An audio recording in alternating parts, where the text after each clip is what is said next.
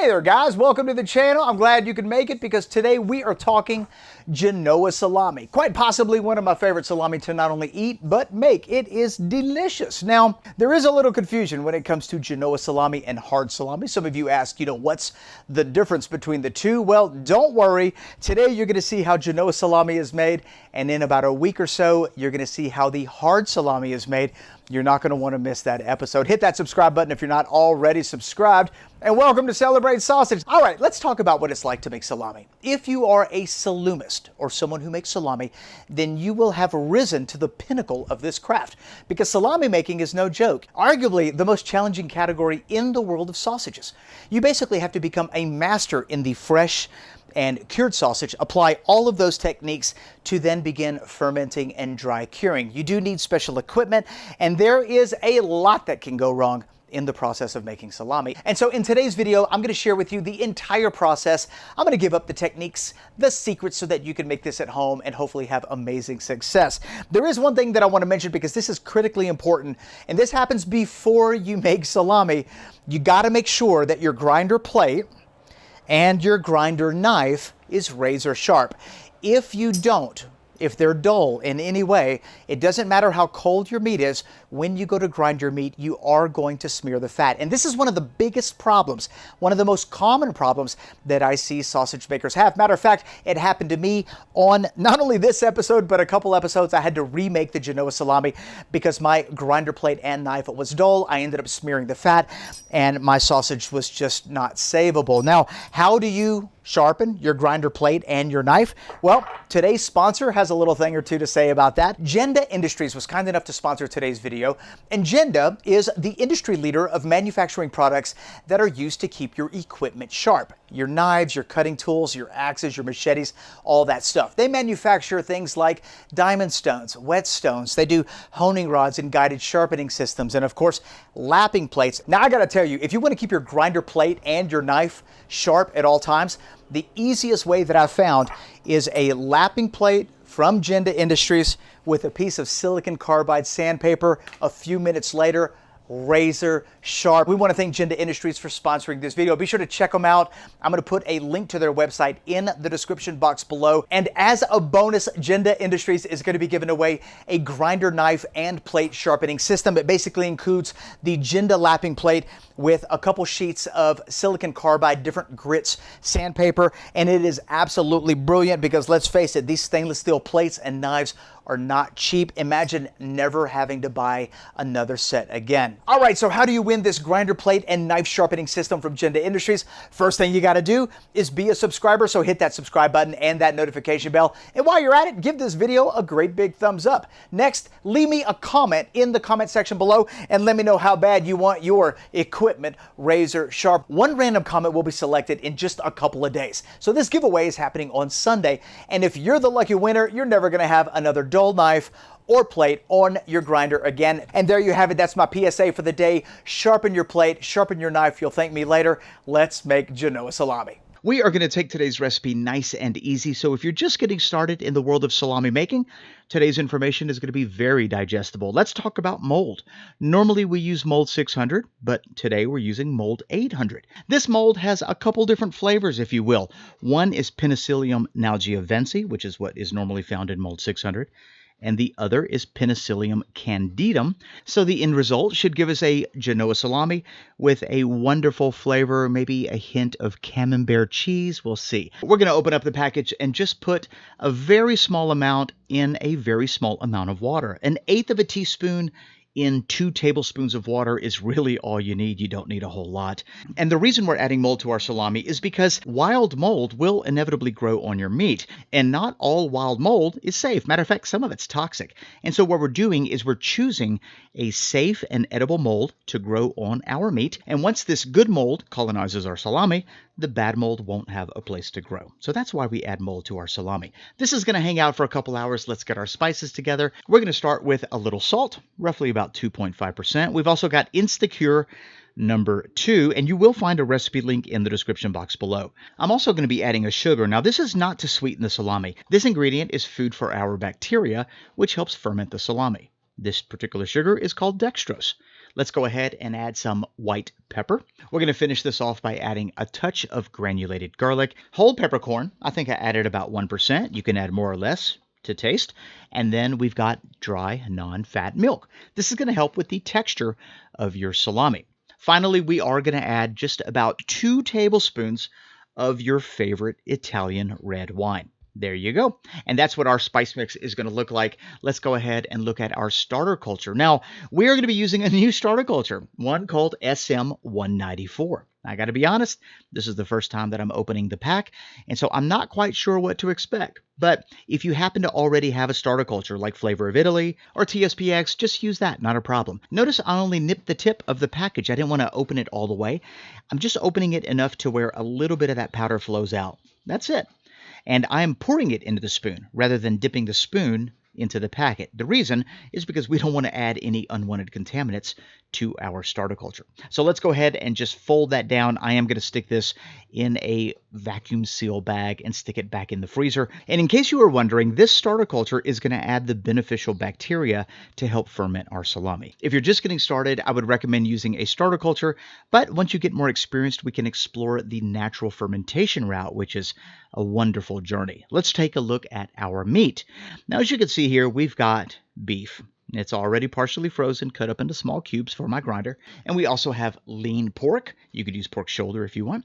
And then, of course, we've got a little pork back fat, basically an 80% meat to a 20% fat. We're going to grind our pork meat and our pork fat on a coarse grinding plate. The one I'm using here is a 10 millimeter.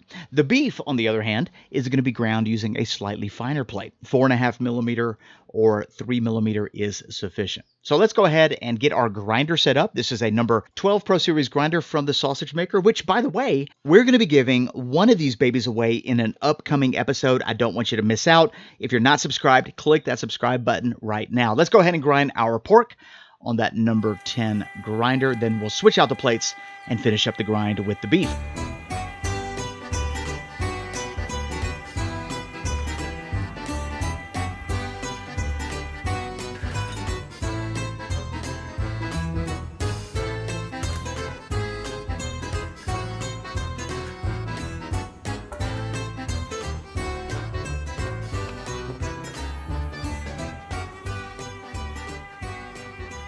There it is. Our meat was partially frozen under 34 degrees Fahrenheit before we started, and this is a perfect grind. I mean, look at that particle definition. Our mix is nice and loose, quite pebbly. Let's look at our casing. We're going to be using a 60 millimeter dried natural hog casing.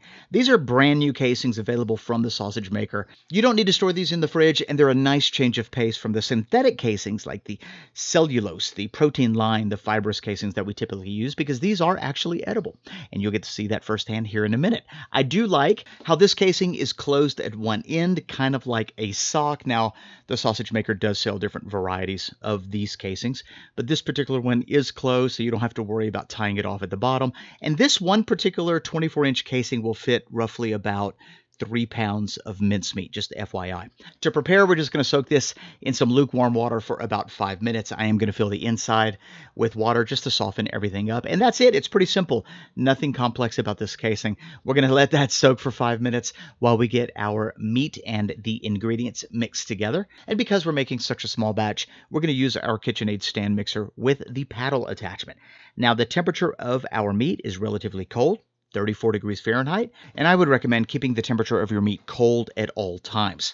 It's just going to produce the best product. Let's add our rehydrated starter culture. This is going to introduce that recently woken up bacteria. And now let's go ahead and add the rest of our spices. We've got the wine, the spices, and the peppercorn. That's all going in there nicely. No big deal there. And we're just going to mix this until we get a nice sticky batter. So unlike regular sausage, we're not really adding a lot of moisture to this particular recipe, just the bare minimum. And once we get a nice sticky batter, right, where you can grab a small handful and it sticks to the underside of your hand, you're good to go. Now, as I'm looking at this particular mix, I am loving the texture of this mincemeat. Watch this. Let's just grab a small little handful so you can see what I'm talking about. Flippy, flippy, and there it is. It is hanging there all day long. We are now ready to move on to the next step, which is getting this into a casing. Here's where things get interesting. if you're going to make salami, I would recommend getting a dedicated sausage stuffer. It doesn't have to be fancy. This is a 5-pound sausage stuffer from the sausage maker. Matter of fact, this week, the sausage maker is giving away a 15-pound heavy-duty sausage stuffer. So if you want to enter to win that, check the pinned comment. It's not too late. I think the drawing is for tomorrow. When it comes to placing that salami meat into your hopper, you just want to minimize the amount of air pockets. If you have air pockets in your salami meat, when it begins to dry, those air pockets can be problematic because it can harbor, different yeasts and different bacteria. You definitely don't want that. Okay, meat is in the hopper. Let's get that onto the stuffing platform, and let's get our rehydrated casing onto that horn. So notice the size horn that we're using. We're using a 1 1/4 inch stuffing horn. That's the biggest one I've got. And this is important because if your horn is too small, you're going to create all types of problems inside that casing. So just make sure you use the appropriate size horn for the casing. As we stuff this mincemeat into this casing, I want you to notice that I'm squeezing pretty tight with my forefinger and my thumb because I really want to pack that mincemeat inside that casing. Unlike regular sausage where it could be a little loose, when it comes to salami, you really want to make sure you pack it in there. Once we do that, we're going to go ahead and clean out that horn with our stuffing horn cleaner, and there we go. So easy. And this is what's left inside the hopper. It's just a little bit of mincemeat, and we're going to take that mincemeat, set it to the side, wrap it in some cling film so that we can ferment that alongside of our salami. And when it comes time to test the pH, we can stick our probe in that meat and not in our chub, which is ideally what you want to do. So this is going to sit alongside of our salami, and they're both going to ferment at the same time. It's now time to tie off our salami. And what I want to do here is tie it off in such a way where it is not only tight but secure. So I've rolled that salami chub multiple times to tighten it up. And now I'm just going to put a simple knot right where my fingers are. It's going to kind of hold it in place. The next thing I'm going to do is fold that excess casing over that simple knot and tie a second simple knot. This is in essence going to create a small bubble. Next, we're going to turn our salami over, basically 180 degrees, and we're going to tie another simple knot. Finally, we'll tie a hanging point and we're done. This type of knot will allow us to safely hang our salami without any concerns of that knot failing. And there you go. That's what that's going to look like. Maybe we'll do an in-depth video on knots and the ones that you should know if you're going to make salami. Finally, we're going to take our sausage pricker. We're going to prick the sausage all the way around, specifically looking for air pockets. But if there are no air pockets, you're still going to want to prick your sausage. This is going to allow some moderate air exchange. And then I'm going to take that mold culture. Remember that one we prepared at the beginning of this video? And I'm literally just going to brush it on with a brush. I find that this uses the least amount of mold culture, and it is extremely effective. Okay, so now that all of that is done, it's time to weigh your sausage. We're going to place this on a scale, zero it out, and see what our salami weighs. And it weighs 1,044 grams. So I'm going to create a tag with all that information on it. The A stands for actual, 1,044. The T is the target, 679. And what I'm trying to lose is 35%. When it comes to making salami, if you want a more firm salami, you can target a 40% weight loss. If you want a softer salami, you can target a 30% weight loss. It's really up to you. I like somewhere between 35 and 40%. Maybe a little bit more depending on the salami. But here we go. Our salami's weighed, it's pricked, we've got a mold culture on it, and it's time to ferment your salami. Take a deep breath, because if you've gotten this far, you are 90% done. All right, so how do you ferment your salami? Well, we've already added the sugar. We've already added the bacterial starter culture. All we got to do is place this in the appropriate environment. Every starter culture likes a specific temperature and a specific humidity. And so what I'm going to do here is just show you kind of a unique way to ferment your salami. I actually saw this on Matt the Butcher's channel. You ought to check out his channel. A lot of great stuff there. And this is nothing more than a giant brining bag, really. That's it. And the reason we're using that is because the moment you put your salami in there and lock it down, that's going to keep any moisture from escaping. Humidity and temperature are the two most important factors for proper fermentation, and this bag check marks the humidity requirement. This will easily get us 95, 100% humidity, which is what you need for proper fermentation. The other requirement is temperature. Every starter culture is different, but if you place your salami in an area that's between 70 Fahrenheit and 85 Fahrenheit, your salami will ferment beautifully. Now, in the older days, and maybe even today, salami was fermented by the fireplace. So it doesn't matter where you put it, as long as the temperature and the humidity requirements are met. Where I'm at right now, it's roughly about 75 degrees Fahrenheit. So I satisfy the temperature requirement just at room temperature. I could just leave it on my counter and it'll ferment fine. And the humidity requirement is also checked because we have a brining bag. So there you have it. Now, if you happen to live in an area that's a little cooler, no problem. You could put your salami sticks in a biltong box as long as they're in that brining bag. You could put it in the oven off, but the light on. That should provide enough heat. You can also place it in an ice chest with a reptile heating mat. You just got to get a little creative. The target for fermentation, though, is anything below 5.2. Typically, we're going to try to target a pH of 5.0 to 5.2. All right, and depending on the starter culture will ultimately determine how long that takes. This particular starter culture, based off of the amount of sugar and wine that we added and the temperature that we fermented, took roughly about 24 hours. Yours may take a little bit longer, if you ferment in cooler temperatures, or it may happen faster if you add more sugar and you ferment at hotter temperatures. So you'll just have to play with it and see how it works for you where you live. Let's go ahead and open this up and see what it looks like. First thing, I'm loving the color. This is one of those indicators of proper fermentation. You're going to immediately notice a striking color. You're also going to notice a slightly glossy appearance to the raw meat. It's no longer going to look raw. It's going to be well bound together. So you can see that right there. It's got a nice firmness to it. And if we give it a little smell, it should have a slightly sweet, slightly fermented, a little acidic smell. And that smells absolutely beautiful. Now, with enough practice, you don't need a pH meter to make salami. But if you're just getting started, I would highly recommend getting one by Opera Instruments. Link in the description box if you want information. Now, remember, we're looking for a pH between 5.0 and 5.2. All we do is stick that pH meter in the meat, and we are at 5.02, absolutely perfect. Our salami has done fermenting. See how easy that was? We just left it on our counter. 24 hours later, it's now properly fermented, and it's safe to start drying. So we're going to place this into a drying cabinet. This cabinet is from the sausage maker, and it maintains the appropriate temperature and the humidity so that my salami will dry evenly. You got to remember, salami making was typically reserved for the cooler months. And so if you want to make it year-round, you most likely will need a drying cabinet. But regardless of where you place it, you're going to let your salami dry until you lose the appropriate amount of weight. In our case, it's 35%.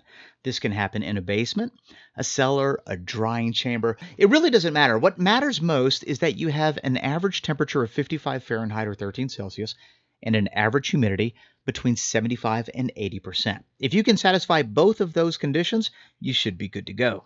Our Genoa salami is officially done. It took a little longer than 2 months, and check this out. Look at that beautiful mold coverage. Absolutely amazing. Let's take a closer look and then give it a slice. And at first glance, I got to tell you, I am loving the way this casing operates. I mean, very well bound to the meat. Let's go ahead and give this a little slice and see how it slices. Now, I do want to remove the casing on some of it, and then we're going to leave the casing on another part. I want to see how the casing tastes with the mold and just how edible it is.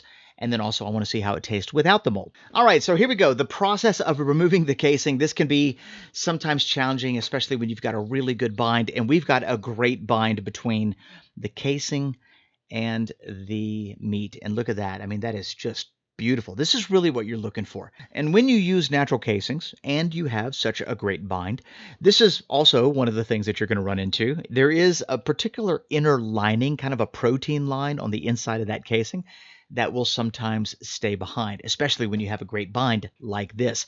And that inner lining is very thin, but you do want to remove it. And so notice I've got it completely peeled off. It wasn't that big of a deal. It's kind of annoying a little bit. But what we're going to do here is I'm going to cut a smaller piece off, just like this, and see if we can use a different method to remove that casing a little bit easier. We're just going to take that and stick it in some lukewarm water. After a couple minutes, the casing has been rehydrated, and I should be able to find a little point there at the bottom. And check this out. This comes off exponentially easier. It leaves no protein film behind. And what we're left with is a perfectly clean salami, no fuss. Let's go ahead and get this onto the slicer and give it a taste.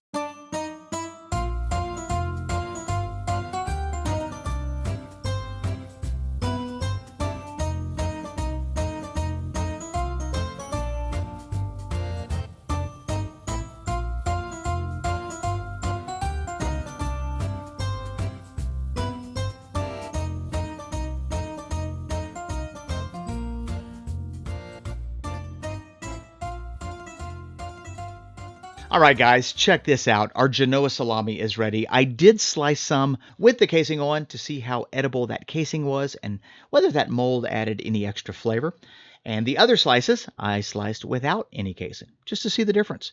Now, the trick here, though, guys, is ultra thin slices. If you slice your salami too thick, then it's going to come off a bit chewy. The thinner, the better. That's going to give you the best texture, the best mouthfeel. And look at this. I'm just loving the pepper distribution. The bind is great. We've got great particle definition in the salami. Let's go ahead and give this piece a taste, see how we did. All right, guys, time to taste the Genoa Salami. Quite possibly one of the most iconic salami on the planet. Check that out. Absolutely gorgeous. Beautiful marbling. I love the way it dried. We've got an incredible bind here on it. Everything's bound together nice and tight. We do have the natural hog casing still on this salami, so we've got a bit of a mold ring around it. That'll be exciting. I'm curious to see how tender that casing is after it's dried. And we did slice it paper thin. That's the thing when it comes to salami. You do want to slice it paper thin. A really sharp knife or a meat slicer, obviously, is the way to go if you want it consistent. But let's go ahead and give this a taste and see how he did.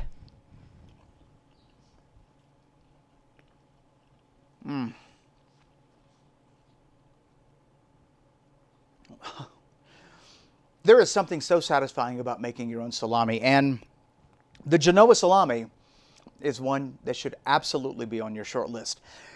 It is very simply seasoned. When you take a bite, you almost get this singular note of a hint of garlic, and then the fermented meat flavor and the wine starts to bloom on your tongue, at which point you bite a peppercorn and this peppery explosion happens. And if that wasn't good enough, this salami finishes with beautiful umami notes. Cheesy, mushroomy, a little funky, almost coming in with that camembert feel to it. It's absolutely delicious. Now, for those of you that are curious about the casing, when sliced super thin, like we did here, the casing was ultra tender. I didn't even notice, and it did give me a nice boost of that umami flavor that I was talking about. This particular one does not have that casing. Let me give it a bite. Woo. Wow, that's good. Okay. Equally good. It just doesn't finish off quite as strong with those umami notes because we did remove the casing. So you do get hints of that cheesy, mushroomy quality, but if you leave, oh, that's a little spicy. If you leave the casing on, they will be a little more prevalent. All right, folks, thanks for watching this video. I hope you get a chance to make this Genoa salami. Don't forget, in today's episode, we're giving away a grinder plate and a grinder knife sharpening kit by Genda Industries. If you missed the details, jump back to the beginning of this video where we cover everything that you need to know on how to win this absolutely amazing sharpening system. I hope you win. If you have any questions on how to make the Genoa salami or the salami making process in general, please leave me a comment in the comment section below. And if you like this video or got something out of it anyway, a thumbs up is always helpful. If you are new to the channel and you liked what you saw today, click that subscribe button and that notification bell because you are not going to want to miss what we got coming down the pipe. Tomorrow, for instance, we are making the Chicago hot dog from scratch. You're not going to want to miss it. Thanks a lot for watching. We'll see you tomorrow. Bye-bye.